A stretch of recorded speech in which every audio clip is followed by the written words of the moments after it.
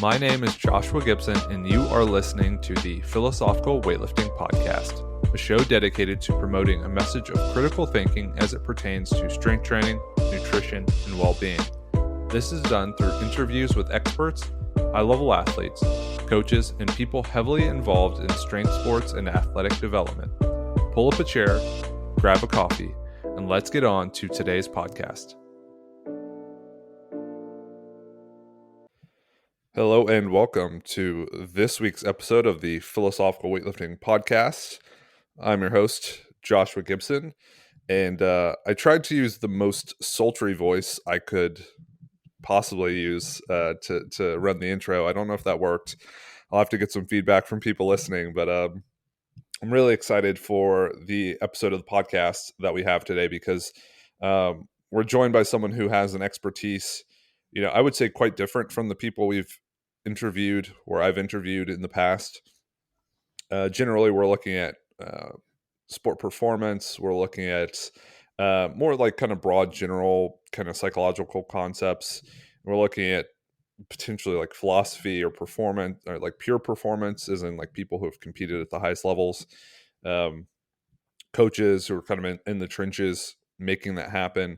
Today we have Jeremy Holt, and he studies and executes on the kind of the concepts of leadership, which is a discussion we just had quite extensively, and then also kind of the idea of team development or what makes a team or what creates an effective team.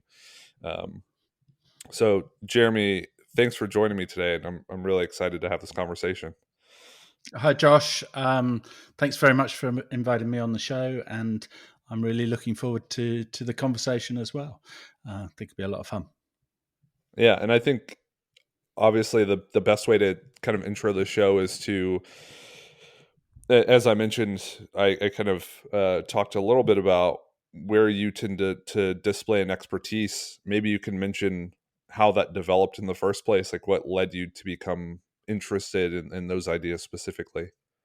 Yeah, sure. So if I tell you a bit about my story, so I trained as an organizational psychologist or occupational psychologist here in the UK, and got a professional qualification in that. And really, where that takes most people is in working with organizations. So I started out my career working with mostly large organizations, a lot of organizations in financial services, investment banks, those kinds of places, and a number of global organizations. So I've worked around the world in, I think I'm up to about 47 countries that I've gone and applied my trade in. And alongside that, I've always been a sports fan and interested in sport. And I've been coaching rugby union here at a grassroots level for the last 20 years. Started off coaching my son. And then once he left, I carried on coaching teams. And so at a certain point, probably about 10 years ago, I thought it would be fun to try and put the two together. So take some of the stuff that we were doing in an organizational setting and see if we could apply it into a sporting setting.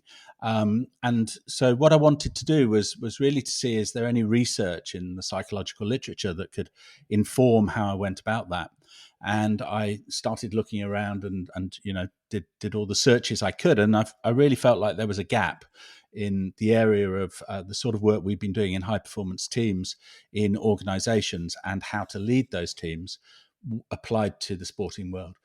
So I teamed up with a local university, the University of Sussex, and sponsored some research. So there was a 3-year research program that I sponsored, and that looked at applying the kinds of things we've been using in organizations to sports teams. So we looked across, I think it was 13 different sports teams, and put together a research program which led to a couple of publications and really sort of confirmed that there is a transfer, that the approaches that we use in organizations, which really are about being a human being in group circumstances, in social circumstances, but they actually do have an impact in sport. And then I started working with some elite teams and grassroots teams as well. Yeah, as you started kind of pursuing this journey, and then also coaching, how much did you find what you had learned or what you were continuing to learn was impacting the way you were managing or leading teams? Do you feel like it was something that like was directly applicable and something that you felt was uh, almost like seamlessly integrated into the way you did it, or was it something that you kind of studied independent of your own, uh, Yeah. like your own work? Yeah, it's a good question. So, what I'd say is that I try to apply what I've learnt and what I would explain to others that they should do. I try to apply it in the way in which I approach coaching or managing people. Mm. But of course, it doesn't always come off, and you know, it's really helpful to try and apply your own approaches because you start to understand some of the challenges that are involved in that, and they're challenges which Mm. are to do with us as individuals, and emotional hijacks that you get from time to time when you're trying to coach people. And so I think that it does, that approach that I take in a professional capacity definitely does guide what I try and do, but I don't always pull it off. Mm. Yeah, I think that's I think that's kind of where the rubber meets the road, right? Where kind of theory meets practice, and I think it's helpful to have both and to be involved in both sides of it, because you quickly find that theory can be limited by a lot of different a lot of different aspects of kind of like just living life, right, than what might be written about in like a textbook or an article or something like that, where specifically with performance or training, there could be like an optimal way to perform, say, like a technique or a certain like frequency of training or a certain type of training. And then you realize, like, well, this person literally can only come to the gym once a week. That's like the Yeah, reality of it. So you're going to tell them yeah, that, because it's not quote unquote optimal or best, or a great example actually, and I think I don't people might feel differently about this, is when you're performing a deadlift, people say like use a neutral spine or a flat back. Some people who maybe are restricted in their positions they're able to get into, they pull with like a flex back, and you would say, well, that's dangerous, or you shouldn't do that. And it's like, well, you're going to have someone not deadlift or not train because of the inability to get into this like quote unquote optimal position. So you see there has to be this flexibility of um, potentially ideal in certain situations and then realistic in certain situations.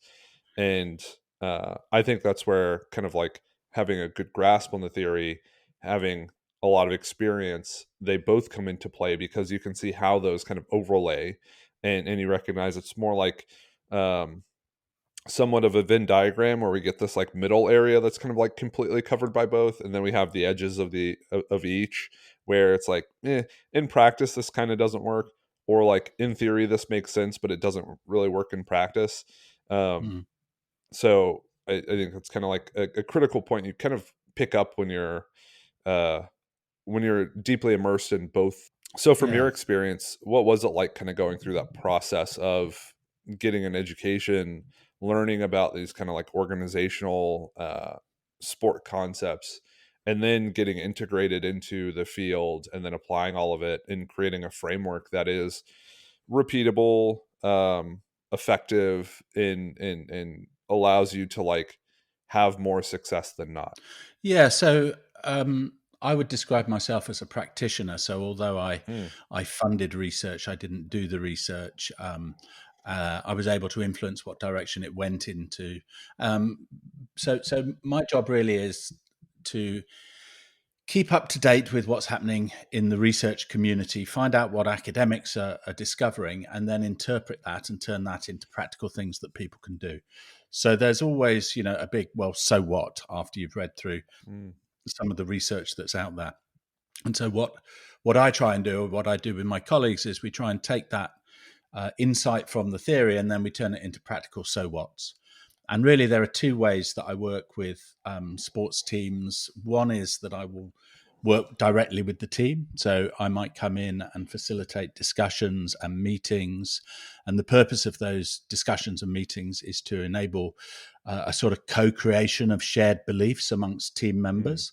And that's something which maybe the coach or the manager doesn't feel equipped or confident to do, or they want someone to really hold their hand in that interaction. So that's one way in which I would come in and work with teams.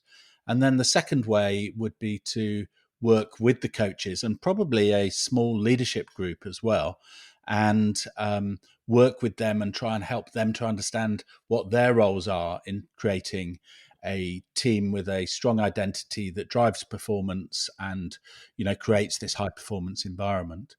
So it might be helpful if I just said a bit about the sorts of teams that I've worked with, so you can sort of think of that in context a bit more. So I worked in Olympic sport. So I worked with the Great Britain Olympic women's hockey team before they went to Rio in 2016, and they came back with a gold medal from Rio. The next season, I worked with one of the county cricket teams here in the UK, so Warwickshire, and so with the Olympic team, I went and did some workshops and then left them to get on with it. With Warwickshire, I worked very closely with the director of cricket, so the head coach, and I worked also with the leadership team and some of the backroom staff. And then I supported them throughout the season, and they went on and won a trophy in that year. I've done some work with the Formula One team around pit stop crews. And so that was going in and observing them and then suggesting ways in which they could modify their training in order to achieve the kind of beliefs that would drive the behaviors that they wanted to see in the way that they prepared for pit stops, but also the way that they executed them. And I've also more recently, I've been working with the Great Britain wheelchair rugby team, who went out to Tokyo and won a gold medal out there. And also the Great Britain Speedway team. So that's motorcycle speedway. I know in the US, speedway is cars going around in circles. Over here in Europe, it's motorcycles. So it's a sort of stadium motorsport for motorcycles. So I've been working with that team, and Great Britain went on and won its first world championship for, I think it was 34 years. Wow. In 2021, and then last year we came second, so we got a silver in 2022. So there's a variety of different teams, and you can imagine. So coming back to your question, which is, do you have to adapt to the circumstances? Well, every single one of those teams has required a different kind of intervention that you have to kind of figure out with them. But the principles are always the same. Always the same, and they're relatively simple. And it's just, how do we get it so that people within these teams start to develop shared beliefs about their membership of the team? And then once we've reached some agreements about those shared beliefs, then how do we bring them to life so that we embed them into the way that the team goes about its business? There are some really good examples of teams doing that across sport, and there are some examples of teams that completely, they obviously really fail to do that, and you can see the impact it has on performance.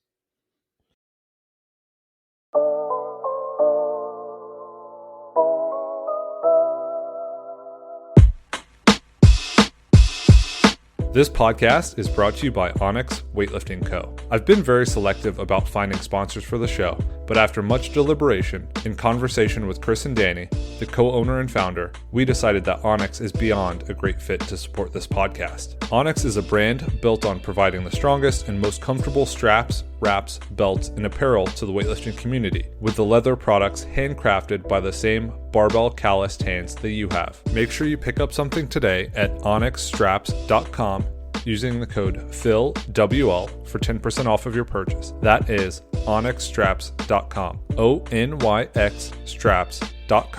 using the code PHILWL for 10% off of your purchase. And thanks as always for supporting the show. I think the best place to start, because you talked about having, effectively managing the leadership, the people who are involved with kind of like overseeing the team or managing the team. And then you talk about like the qualities that a team would have. You mentioned broadly that like principle of having shared beliefs. But more specifically, when you go in to create a more cohesive, more effective team, something that we can kind of like discuss and then branch out and talk about leadership of the team.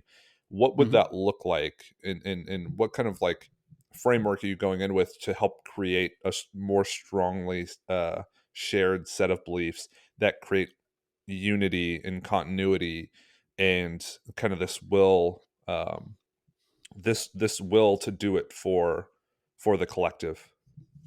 Yeah. Okay. So, in order to understand that, we really need to go back to really fundamental psychological principles about people in group situations.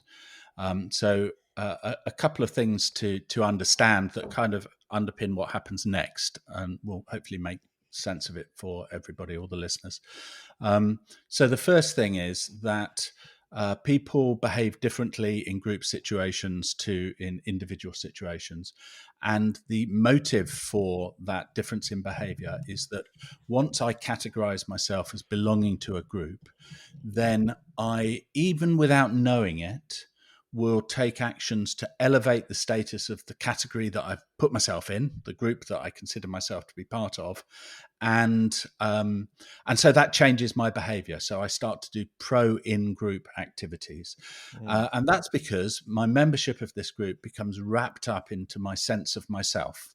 So what's the sort of original interesting research about this was looking at what is the smallest thing that I could do in order to create that behavior where someone is favoring an in-group rather than sort of behaving as an individual, so showing bias towards an in-group. And there were some experiments done back in the 1970s by a guy called Henri Tajfel. And the most famous one was he got a bunch of students, so they were boys in a secondary school, and he got them into a room and he showed them pairs of photographs, and he just said, for each pair of photographs of you need to say which one you prefer. And the photographs were photographs of paintings by two modern artists. I think it was Picasso and Kandinsky. And so the boys looked at these and they said, I prefer that one, then I prefer that one. They did it 13 times. And then at the end of the experiment, they were told, you've done really well. This experiment's gone superbly well. We'd like to reward you and everybody else who's participated in the experiment by giving you some money. But we'd like you all to help decide how much money everybody gets. And so they were then shown a list of other people who'd participated in the research. They weren't given their names, they were just given a code number, but they were told whether these other individuals had preferred Kandinsky or Picasso. And they'd also been told that they'd shown a preference for one of those two artists. And what they found was that consistently, the participants would give more money to other people who had made the same choice as them and less money to people who had made a different choice to them. So the really trivial process of a teenage boy categorizing himself as preferring one modern artist over another modern artist was enough for him to show bias. And quite remarkably, even he would prefer to give himself less money if the difference was greater with the other group. So the drive to bias was actually disadvantaged the participants at times. So from that initial piece of research, as you can imagine, it's been replicated many, many times, and it's been done in lots of different contexts. And we now are sure that this is a very sort of well-established fact about how people behave. So Once I decide to categorize myself as belonging to a group, I will put more effort into elevating the status of that group, however Wow. that is defined. And so the process of creating a team is to try and make that identification as strong as possible.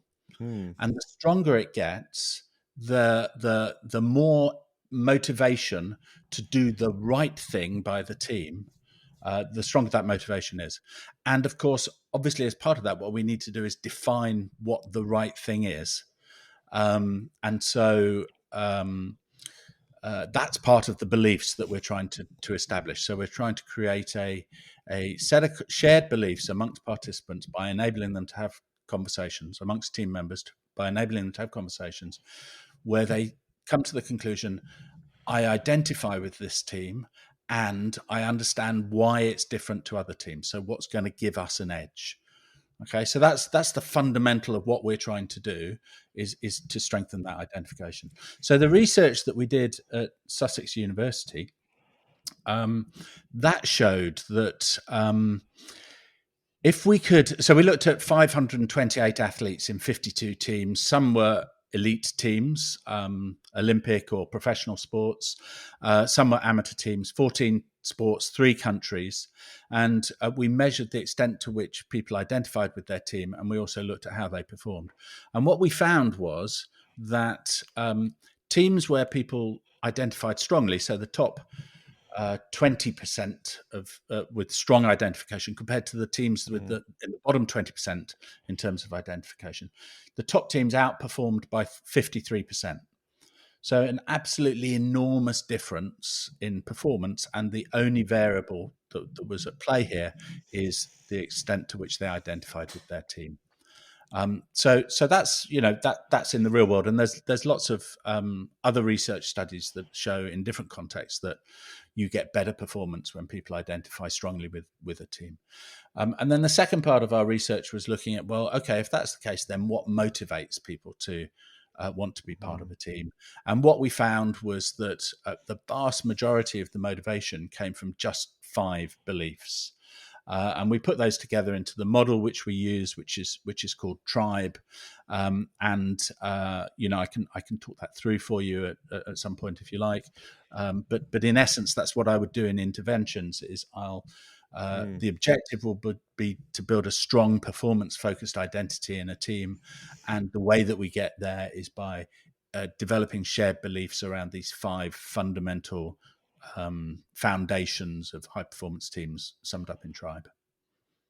I I think this is incredibly fascinating, and I think it's very fascinating. And there's a study that I remember listening to someone talk to, and I don't know the details, and it's going to be very vague, and it's not going to be incredibly specific. But it was something similar where they were at a camp and they had 2 teams, and it was like I don't know if it was like the red team and the blue team, but then they had them like do certain tasks or like they compete Yeah, against each other, and you kind of see like this arbitrary nature of, hey, you're on the red team, you're on the blue team, and then there's like this friction or this conflict.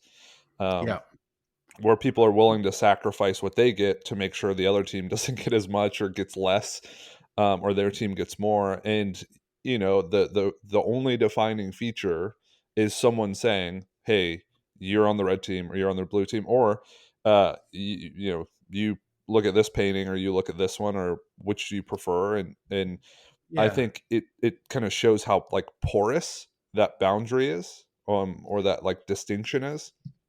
And Yeah, this and is what we're something. trying to do is make the boundary less porous. So we're trying to say Mm, this is us and that's them.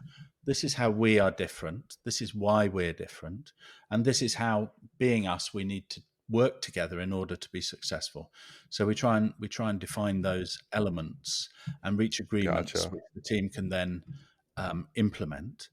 And that identity permeates everything that happens afterwards. So once I start to believe in that, then it starts to drive all of my behavior. And obviously, Mm, the difference between a high performing team and an ordinary team is often not on match day. It's when people are training. It's the Yeah.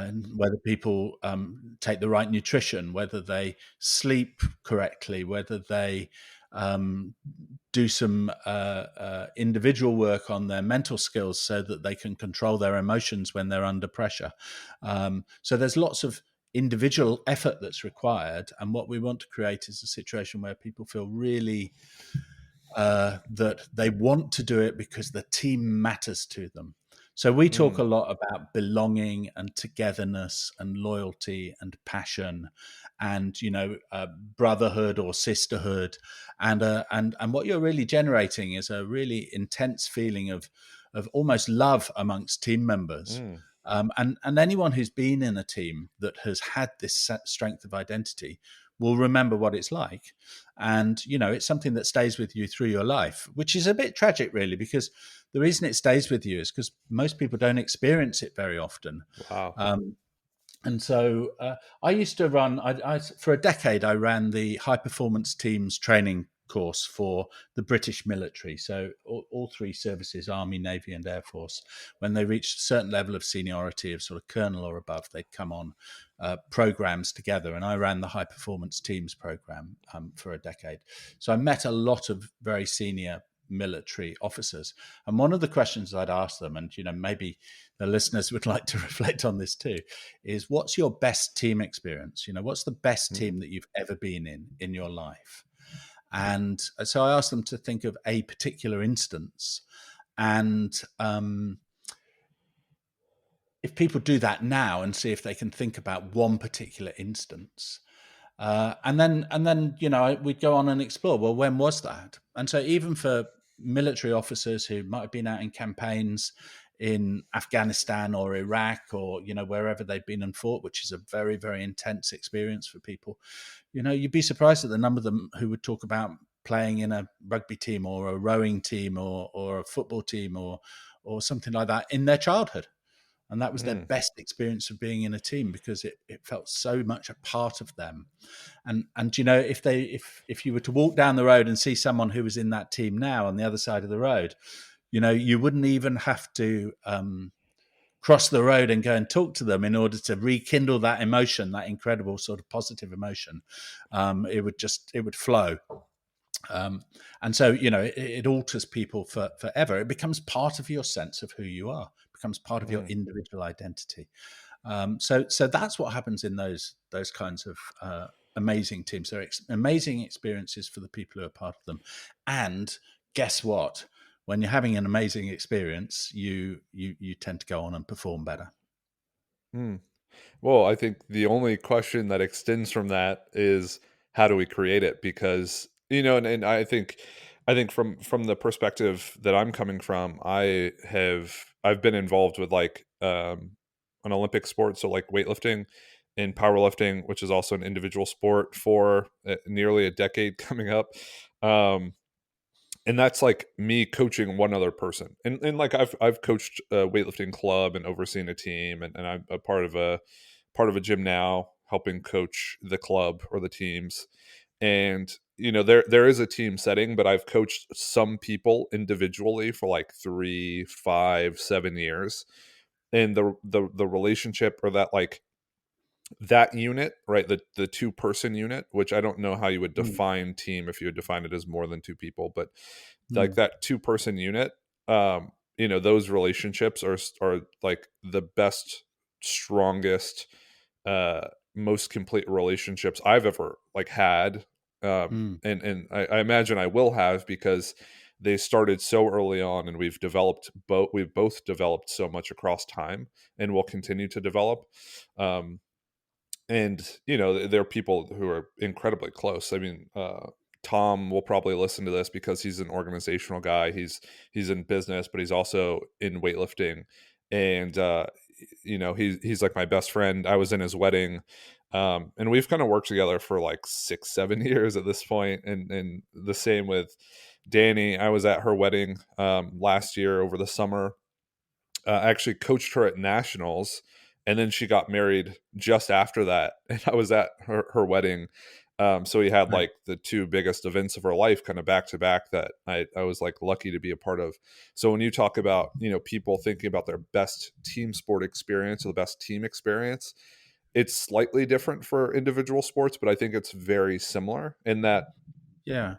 they're like the best or purest kind of relationships you can develop, because you're you're seeing so much of someone for such a long time, more frequently than almost like any other like any other situation. You see these people like 3, 4, 5 times a week for hours and hours, and you talk about every aspect of their life because you're trying to figure that into, is this, it's not, I think sometimes it's framed like, oh, I need to know about like your nutrition and your stress and all this stuff. And it's like, yeah, you kind of want to know about that. You more so just want to know about the person, because someone who's like fulfilled and someone who is like living a life they want to live, kind of as you mentioned, it's like they're going to be able to perform best.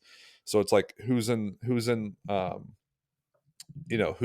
kind of in this position, or uh they have a life that's like allowing them to optimize, like to perform best.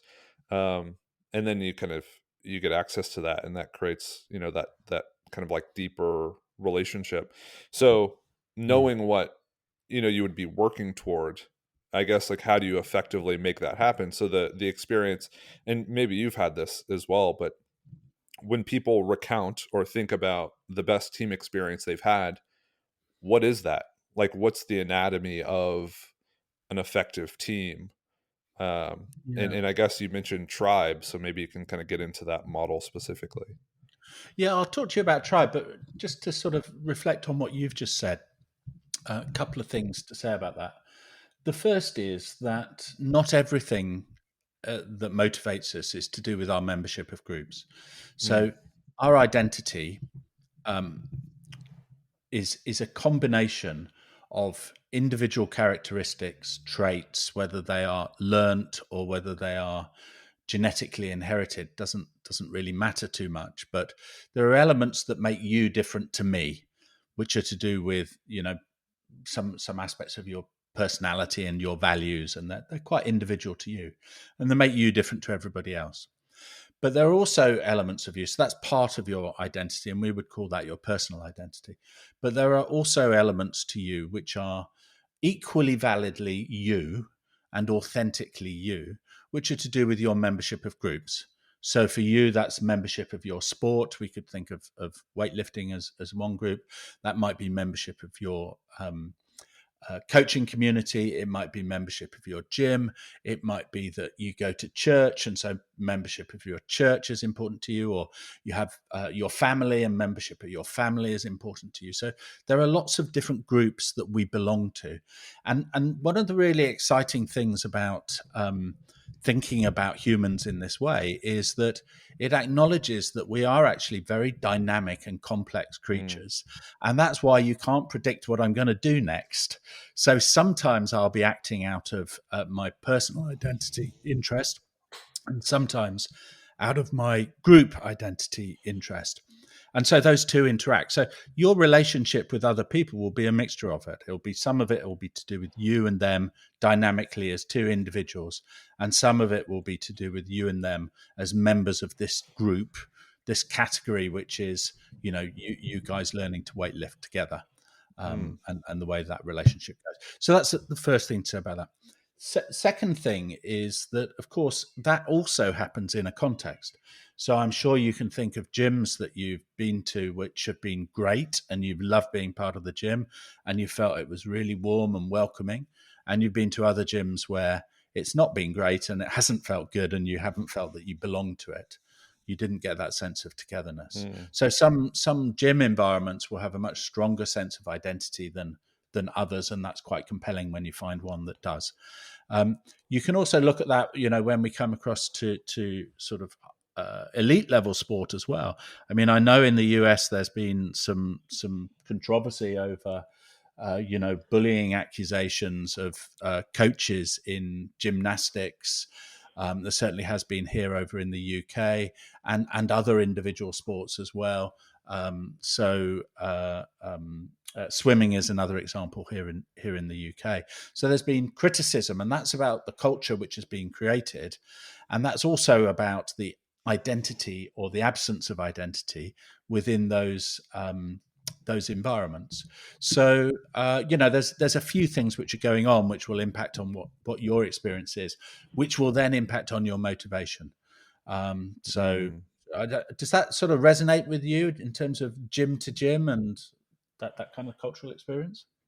Yeah, it does. It does. And I was thinking about why some are better or worse. And I think like one experience I had is it felt like they were uh you could be like you were in the gym space but you weren't a part of the gym, or you weren't a part of like the brand or the like the group itself.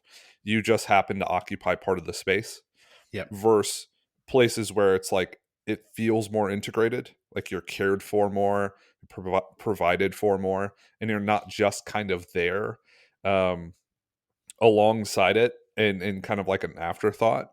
And I guess from my perspective, it's like the integration of all of this and the provision of, from the top down, the provision of, hey, we'll take care of you just like we're going to take care of every other aspect of it. So it's kind of like this like a, I don't know, the words equal rights come to mind. I don't think that's what it is, but it's like this equality that's Hmm. given to each component of it. Um, versus like, you know not obvious like favoritism, but you're just kind of like, yeah, it's like, I guess you're here, so you can like use the label of like of the team, but you really don't get treated like the team. Yeah, yeah, yeah. So, and that will be something to do with the identity dynamics that are going on within the gym, Right. that are either excluding you because the identity is strong, but is excluding, and it hasn't been thought about. So sometimes identities emerge, but because no one's really aware of it and the dynamics and the impact that they have, they're not managed in a constructive way. They're not led Mm. in a way that leads to positive outcomes. I did some work many moons ago for Ford Motor Company in at their site in Dagenham in London. And so it's a big factory, and you go in there, and there is a really, really strong sense of identity amongst the workers there. But that identity Mm. was focused on their membership of the trade union, and the objectives of the trade union were not the same as the objectives as Ford. Gotcha. And so, for them, a really good day was if they could jam a bolt into an engine as it came along the production line, and that meant that the line had to be stopped for 10 minutes so that the engine could be taken, reversed back off the line, which meant that everyone had a 10-minute break. And I'm Right. exaggerating a little bit, but Yeah, yeah. the identity was strong, but it was not around the performance Mm. of the organization. So that can happen in all sorts of circumstances. Um, yeah, and so how you get there and the tribe model. Probably the best way to explain it is to just use an analogy. So just imagine that you're going on a journey, which is maybe you're going off for 8 months with a group of friends, and you've decided we're going to go on a journey somewhere. We're going to travel somewhere together. And that bunch of friends is, well, that's your team. That's the team in whatever sport. And the length of the journey is your season. That's how Mm. long you're going to be away. So if you were going on that journey, before you went on the journey, there's a few things you'd probably want to do. So you'd want to decide what's the destination. But before you decided on what the destination is, you might decide, well, let's start off by looking backwards. So, journeys that we've been on before, when has it worked really well? When have we enjoyed it? When has it been successful? When have we felt that was a really positive experience? So that's sort of looking back at our past and drawing on the lessons from the past, and then thinking, well, how could we take those lessons and give a sort of golden thread from what's worked in the past through to what we're doing this season and into the future, and so that we can see how that will contribute towards that. And so you might want to have that conversation with your friends. So we would call that tradition. So that's the T in tribe. That's the first Mm. conversation that we think teams need to have. Look back at past successes and take the lessons forwards and give some sense of continuity over time, some connection between the past, the present, and the future. And then what you might want to do is you might say, well, actually, there are other people who've sort of got some skin in the game in this journey. They're going to pay for us to go, or maybe they're going to be impacted on us, by us going off on this journey. And so we might call them our stakeholders. And so you might want to go and talk to your stakeholders and say, before we decide on our destination, what is it that you think we need to achieve from this journey? So you're getting some input into what makes this team relevant, what's its purpose, why does it exist, and then you might want to have a conversation amongst yourselves about, well, what do we think the purpose of the journey is? What are we going on this journey for? Is it that we just want to get to the destination? For a team that might be win the championship, or is it that the journey matters as well? Do we want to experience something along the way? Do we want to create memories that we'll never forget? Do we want to build bonds and friendships? Do we want to provide support to people around us, so that it's a good experience for our stakeholders? So we'd probably want to have those conversations so we're all on the same page about why are we doing this? What's the purpose of the team? And once we've had those conversations, now we can have the pithy conversation about what does the destination look like. And the destination might be, well, I want to get across the Atlantic Ocean, or I might want to climb to the top of Kilimanjaro, or it might be that actually I want to go traveling, but where we end up is less important than what we see along the way. So the process of the journey might matter a lot. So I want to see a lot of cities along the way, and therefore we're going to take a road trip to Beijing across Europe and Asia, but along the way we're going to drop in and we're going to see all sorts of different things. So you can start to then construct your vision of what does success look like for us on this journey. And if you're a sports team, then that's, for this season. And maybe you're looking out beyond just this season. So there's a sports team a football team I've worked with recently that they're really looking at a 3 to 4 year goal because they've got new investors and they're trying to build, their performance and a culture and an environment that they can all be proud of. So now I've got an idea of what's worked in the past, why we're going on the journey, and where we're getting to. And so the next step for me is to decide, well, how are we going to get there? And so this is the third element. So the first element is T, which is traditions, looking into the past. The second element is R, which is relevance. So that's looking into what's our purpose, why are we going, why are we relevant in this context. The third element is identity. So what makes us different from other teams? What's distinctive about us?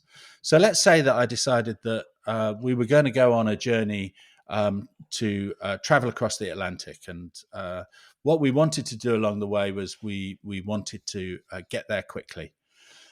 So now I can decide, what sort of a team do we need to be in order to achieve that? So what's going to give us an edge in achieving that objective? We want to get across the Atlantic as fast as possible. So maybe we're going to go on a very high-tech foiling sailing, America's Cup sailing yacht.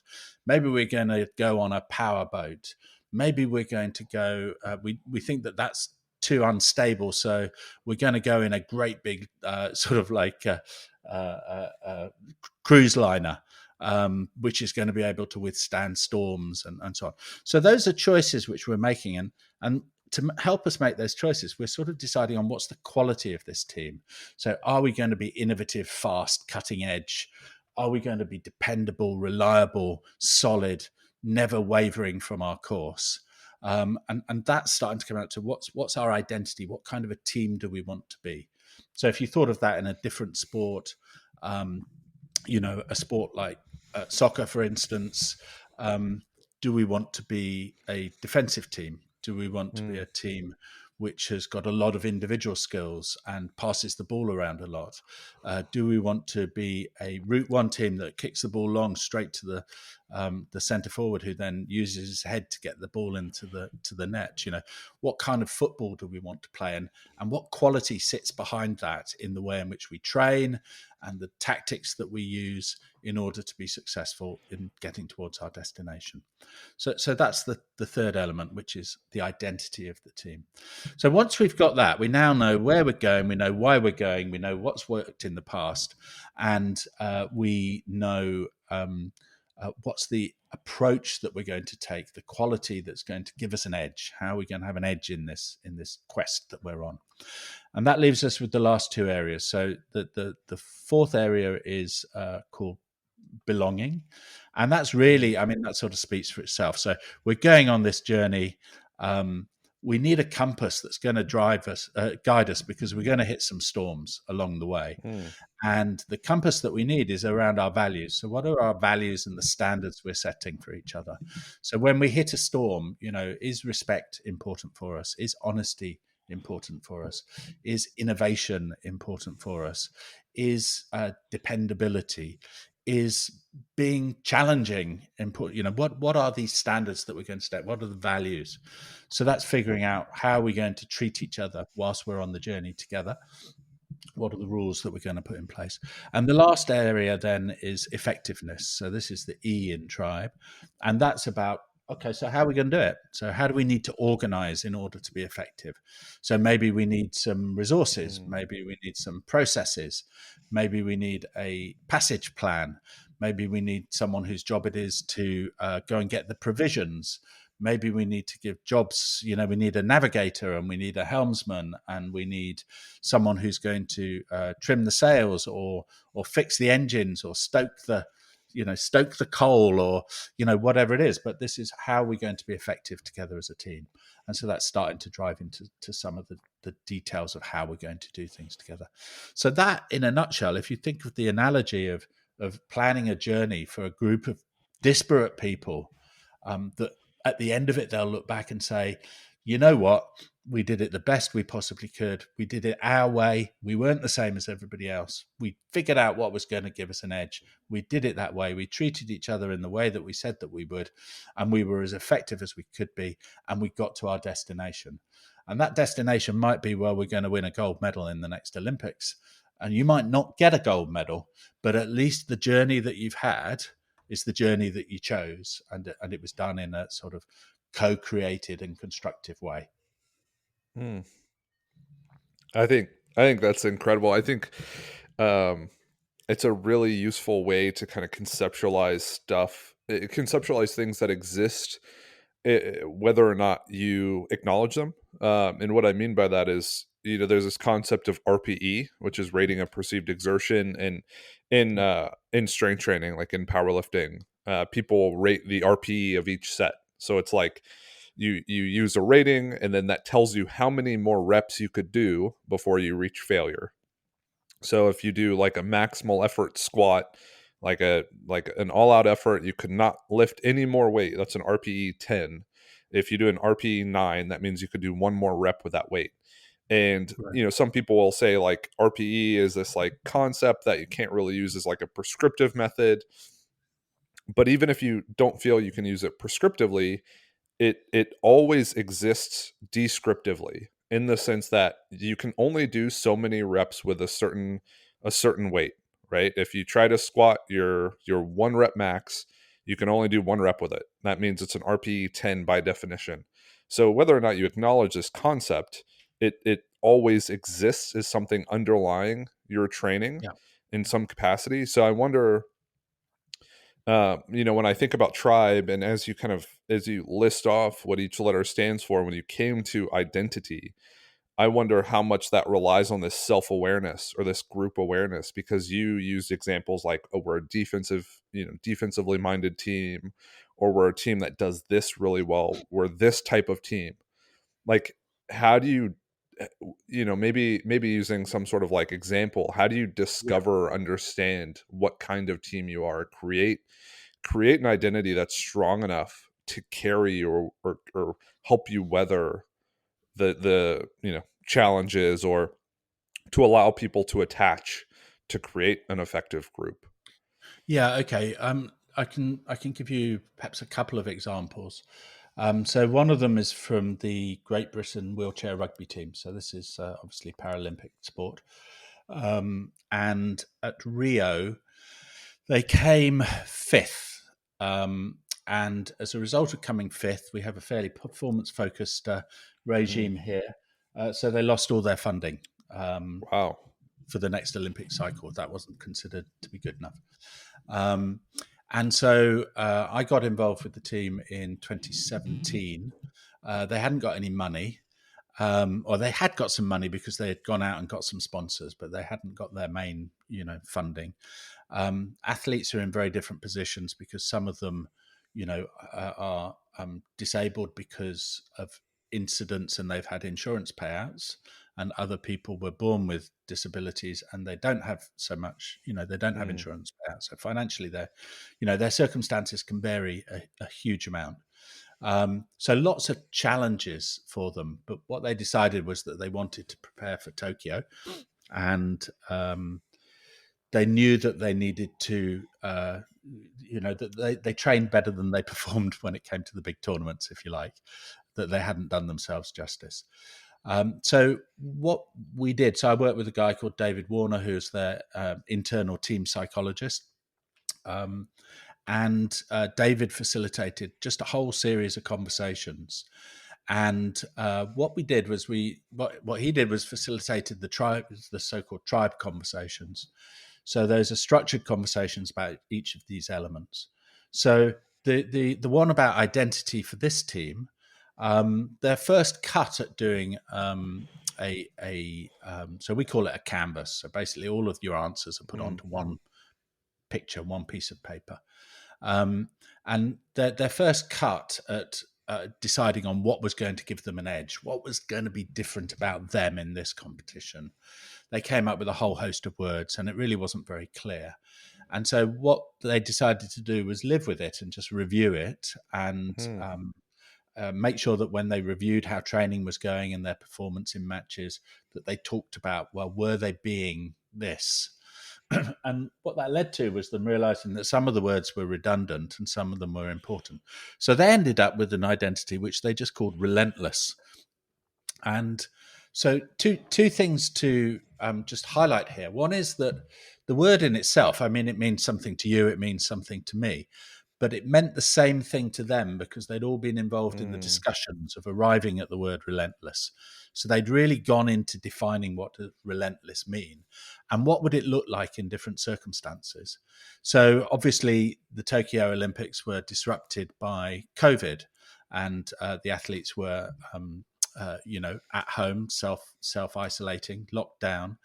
And so relentless in that context was about doing your training on your own.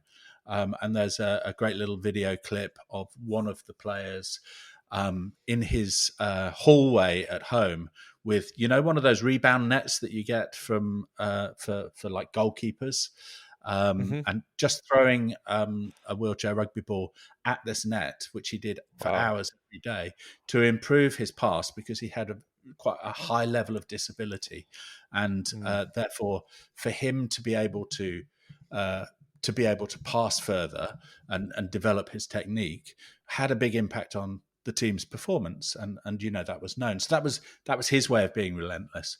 One of the other athletes said, "Well, I'd like to be the fittest athlete in wheelchair rugby globally," and so his fitness coach said, "Well, how fit is that?" And they realized they had no idea.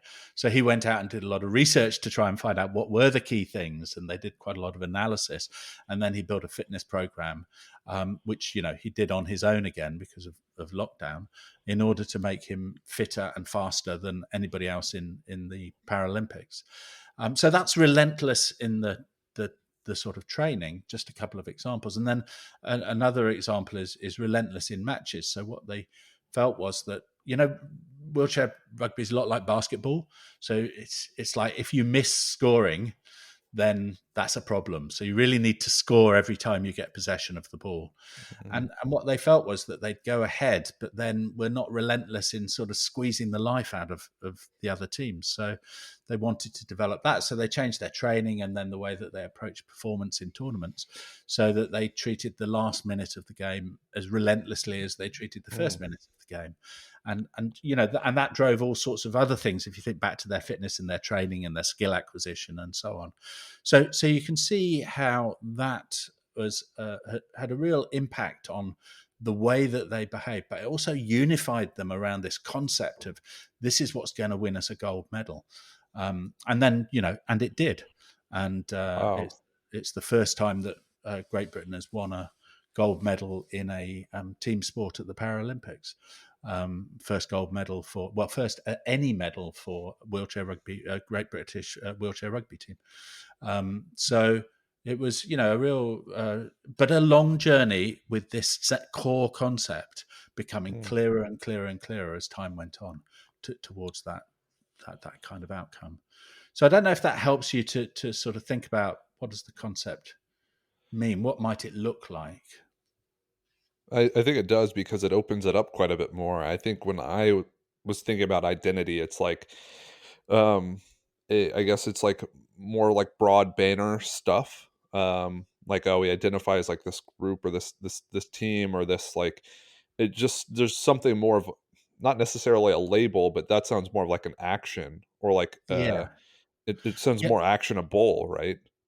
Right. And so the key thing here is that anything that you agree needs to help you to make choices. Mm. And, all of the preparation for a sporting event is about choices. You can't do everything. So you have to choose to do this or that. In a team sport, you can't have every tactic. You can't have players with all the skills. You have to make choices. And so how you're going to achieve success is a fundamental choice. And when you look at a concept like relentless, it's stepping one back from the actual tactics of the match, Mm. but it still informs what tactics you'll use in matches. So it's very much relevant to your performance. I'll give you another one of a team that I've worked with, which is the Great Britain Speedway team. And so we, in that sport, again, amongst the managers, coaches, and the backroom staff, the performance staff, we sat down and we spent some time talking about what was going to give us an edge. And Mm. there we came up with the concept of breaking the mold. And so what we felt was this was a very traditional working class motorsport, and you didn't see a lot of innovation in it. And really, if we were going to become the best in the world, we needed to innovate. So we're just going to break the mold. So whenever people said, you can't do that in Speedway, that's not how it's done, we immediately said, right, let's do it. Let's try. We're going to experiment. We're going to try and do things differently. People said it's an individual motorsport. You can't develop a team. We said, well, we'll try. We'll see what Mm. happens. Surely it's got to help if we create a supportive environment where these individual athletes go out and perform. But when they come back, if they had a bad race or a good race, they're still going to get some warmth and support. They're not going to be judged. And therefore, we're taking some pressure off them as, when we move into those sort of key performance moments, we're taking pressure away by creating a culture that is supportive and trusting and respectful. And it had an impact. It definitely had an impact on how the team performed. But we looked in the same, around our S&C. So our performance science people were then looking at, well, what could we learn? How can we use heart rate monitors? How can we use uh, sweat tests? How can we, Mm. to physically prepare the athletes better so they better understand how their bodies work and the physical demands? Can we develop a training program which works for an asymmetric sport? So if you think of, skidding, basically you're power sliding your motorcycle on a dirt track around a stadium. So you're only ever turning in one direction. You only ever go Right. left. So it's an asymmetric sport. And so what does that mean for your physical training? Should you train to be Mm. asymmetric, or do you need to do something different so that you sort of maintain your symmetry? something to sort of counterbalance it. And we just didn't know, but we're on the journey to try and find this stuff out, because no one's ever done it in these kinds of motorsports. No one's done that in MotoGP. No one's done that work. So we're trying to break the mold. So again, you can see how it's always giving us this sort of idea of, we have to make a choice. Do we go this way or that way? Right. Well, we've decided our identity is break the mold, so we're going to go that way. Yeah, I think that's a great example of again, like discovering an identity, or coming up with something that can like create this effective, this like more effective strategy of, one, creating some cohesion, but allowing people to then operate kind of at the highest levels.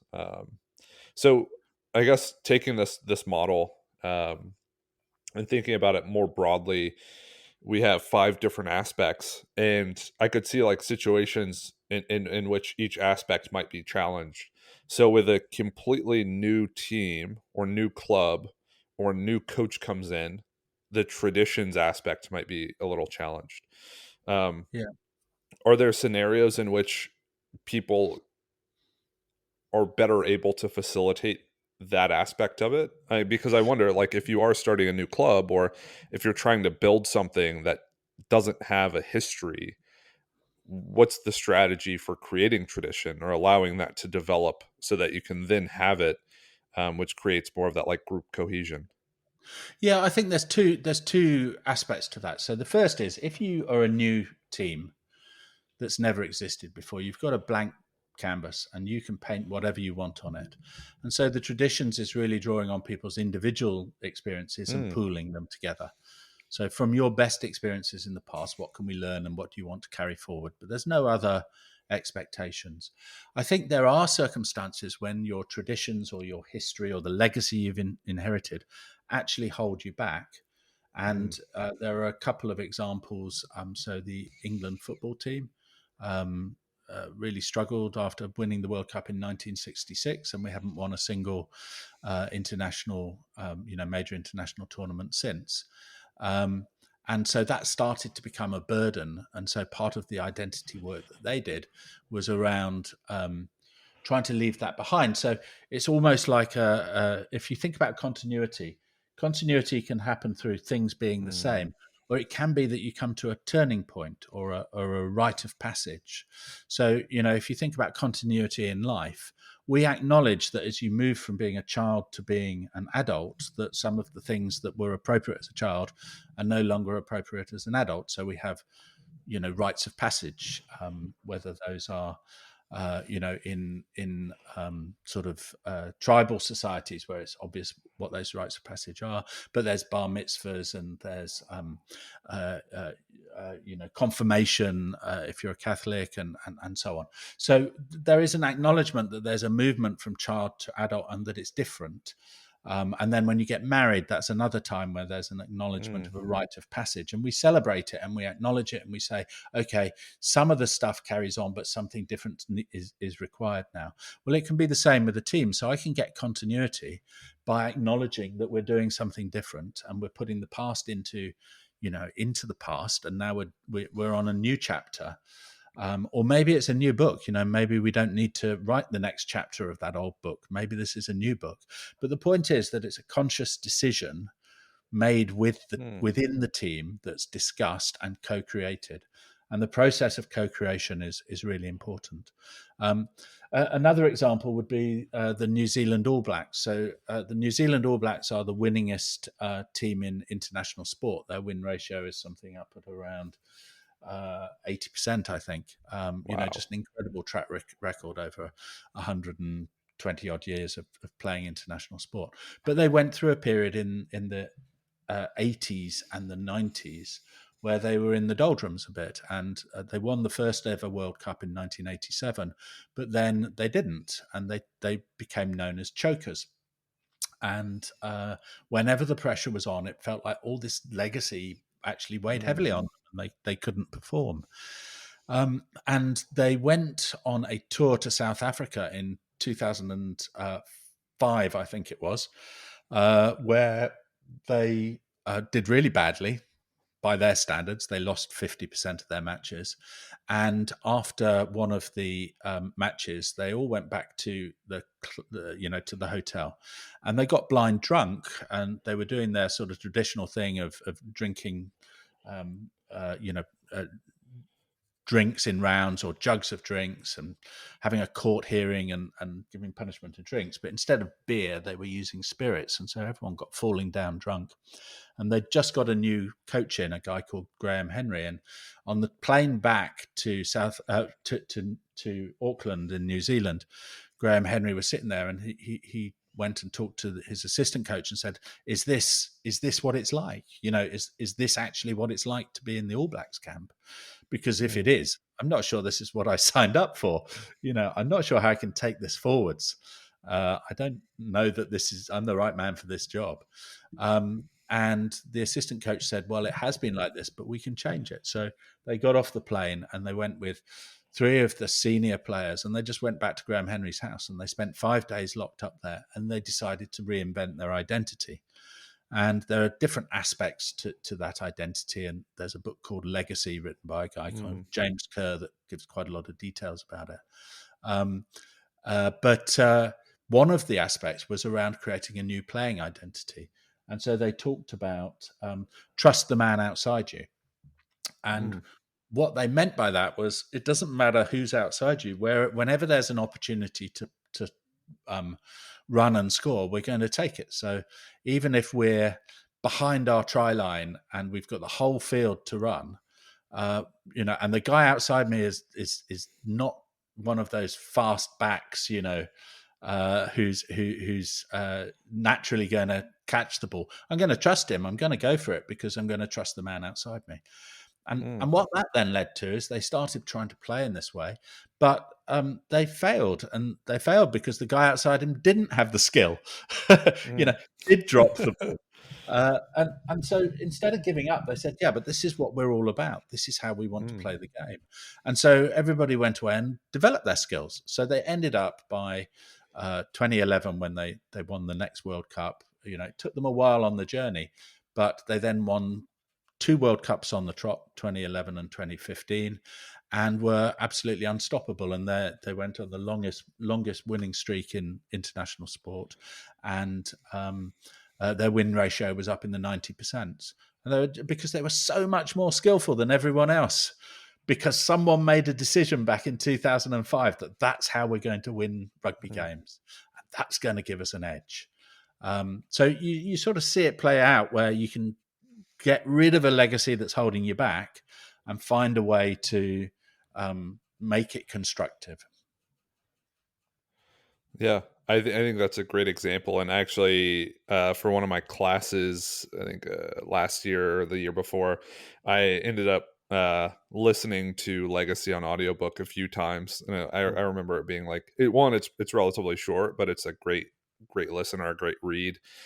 So for people who are interested in kind of like seeing all this play out in practice, I'd highly recommend checking it out. Yeah, Legacy is a good book. And James Kerr, who's the author, and a guy called Anton Oliver, who played for the All Blacks for 13 years and was captain of them for a season. The 3 of us worked together for a number of years, working with teams to develop an identity. And so, it's very interesting seeing how it plays out in different environments. And James has done research in lots of other environments since, but is finding the same pattern, that this sense of togetherness and belonging is really important. And actually, there's a book by a guy called Owen Eastwood, which is also available on Audible, that's called Belonging.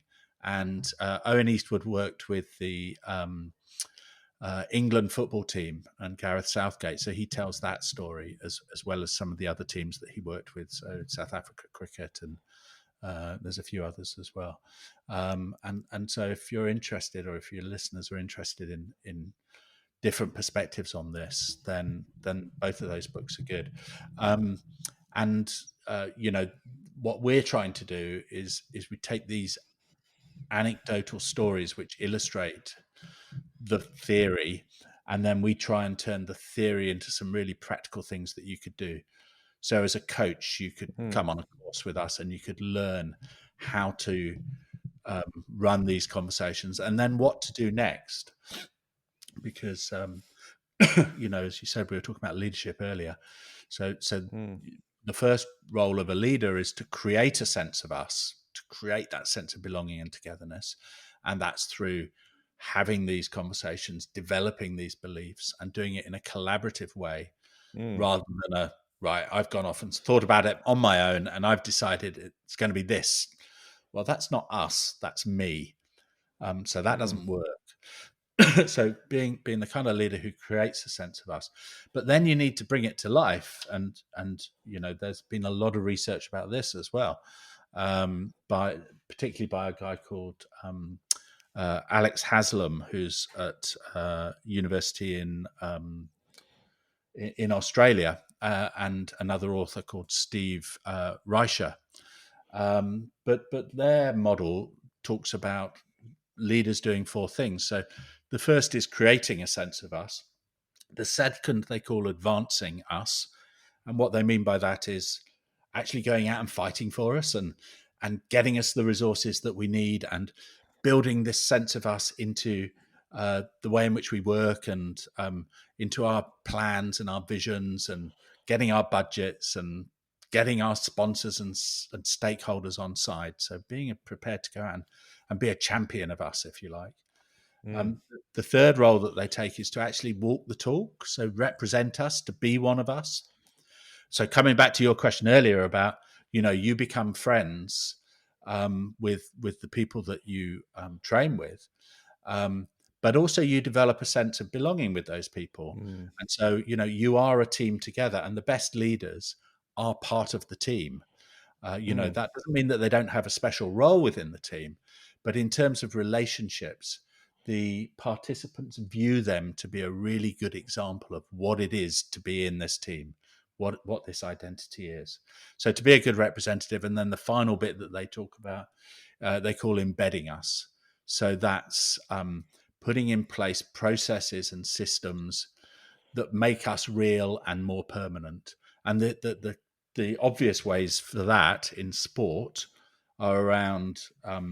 So if you think about elite sport for a moment, but it also applies at grassroots. So how do we recruit people? How do we select people? So in elite sport, who do you decide to buy? How do you induct people? So what are the Mm. rituals and the symbols that you use to bring a new player in? How do you integrate them? How do you educate them about the standards that provide this compass, the values compass, and help them to understand how to behave like one of us? How do you exit them? So I think that lots of Mm. teams don't think hard enough about how do you make sure that when people leave a team that there's some kind of closure and acknowledgement. And also, how do you treat your alumnus or your alumni? So those past players, past team members, how do you bring them into so that they still feel this connection and this sense of us? So there are lots of, there are some clear opportunities for you to say, right. So if we're doing that in for the wheelchair rugby, it was, well, how do we explain being relentless? How do we select relentless people? Um, how do we explain to people what our standards are around relentlessness?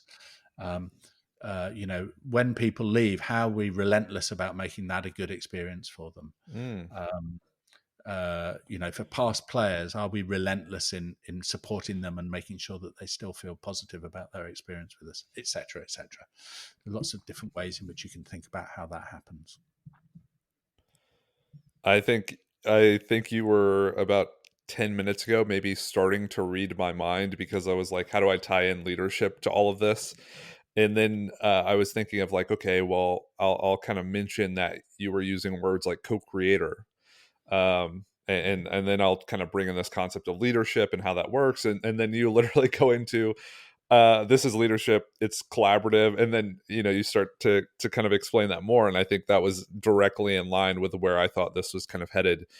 So I'm really glad you were able to explore that and explain that for everyone listening and for myself, because you realize just like um not not how complicated it is or how complex it is, but like um how structured it can be, or how much like of a system of thought, or a process of execution there can be to do this better or worse.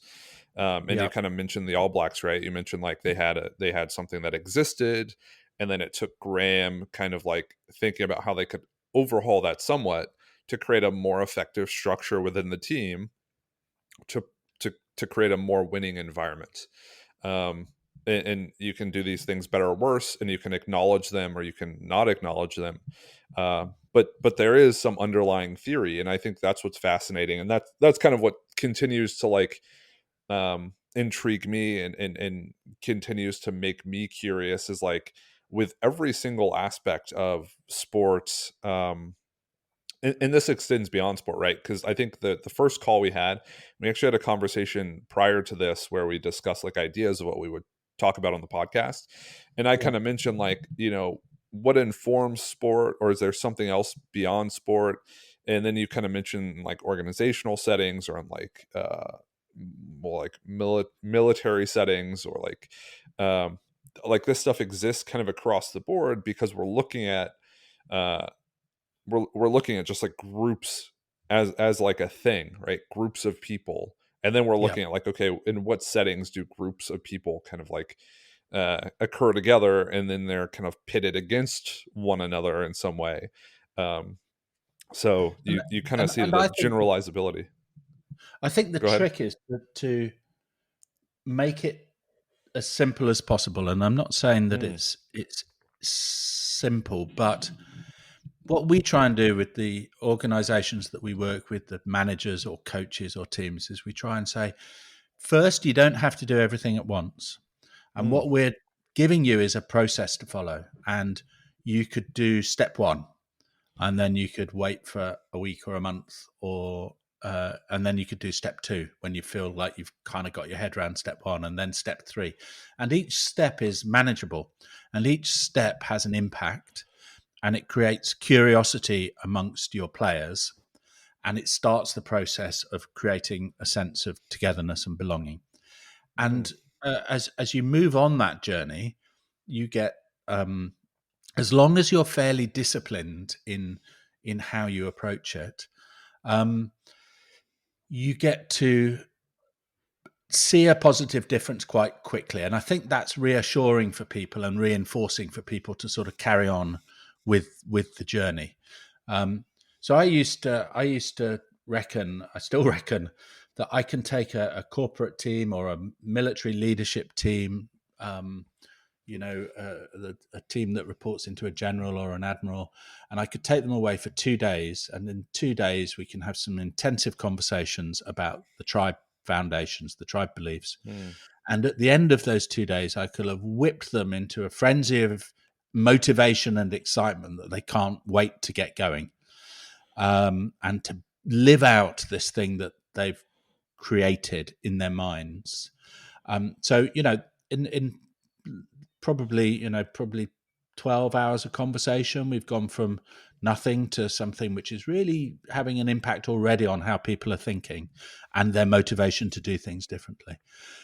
Um, and so if you broke that down and you said, well, that's sort of 12 hours of discussions, but I'm going to do an hour a week, or I'm going to do 2 hours a week, you can kind of figure out how long it's going to take you. mm. Um, and but that's not the end of the journey. The journey then, that's when the rubber hits the road.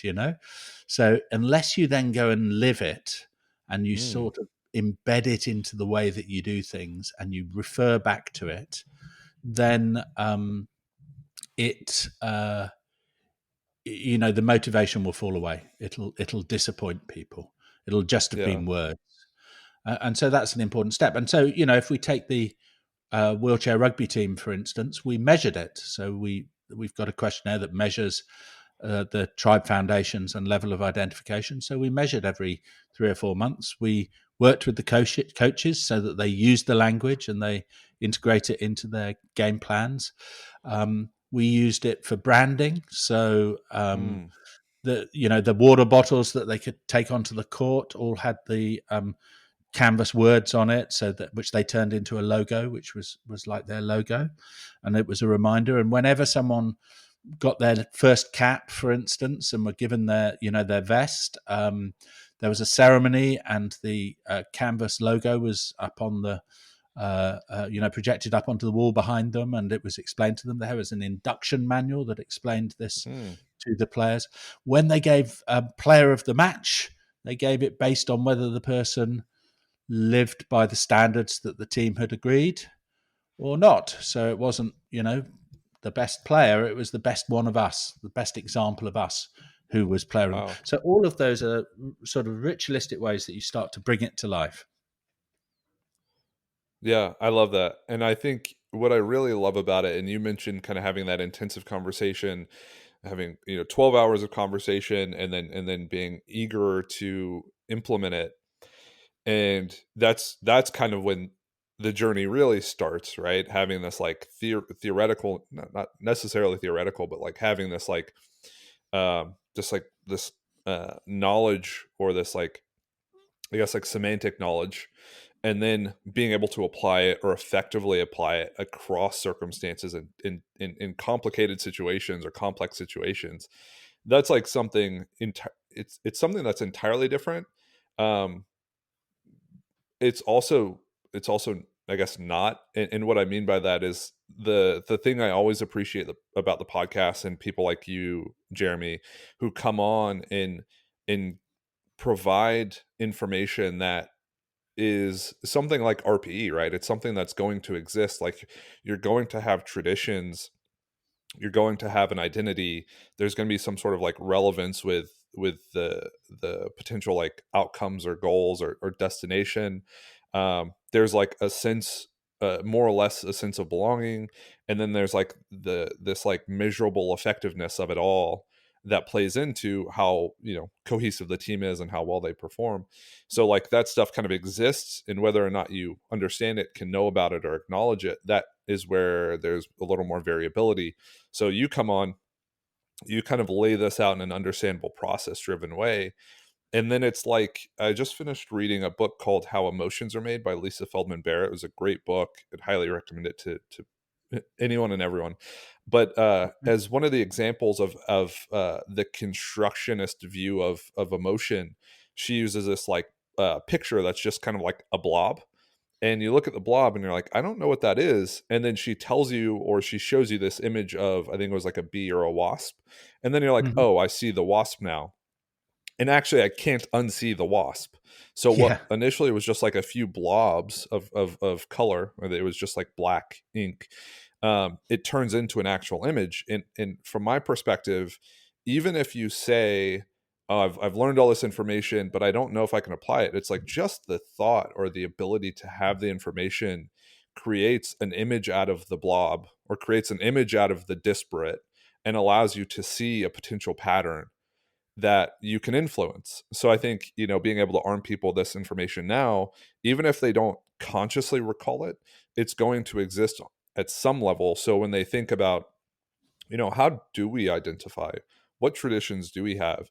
How similarly are we tied to, what I want to do versus what they want to do versus what someone else wants to do? You can start to kind of pick that up a little more readily, and then start to influence it because you have an awareness. And maybe you have to refine that awareness over time, but I think being able to present it and then just put it into awareness is really critical. So kind of thinking about that, what resources or places would you send people so that they can read more, listen to more, or learn more about these ideas? Yeah, so we have a website which is www.cfte.co.uk.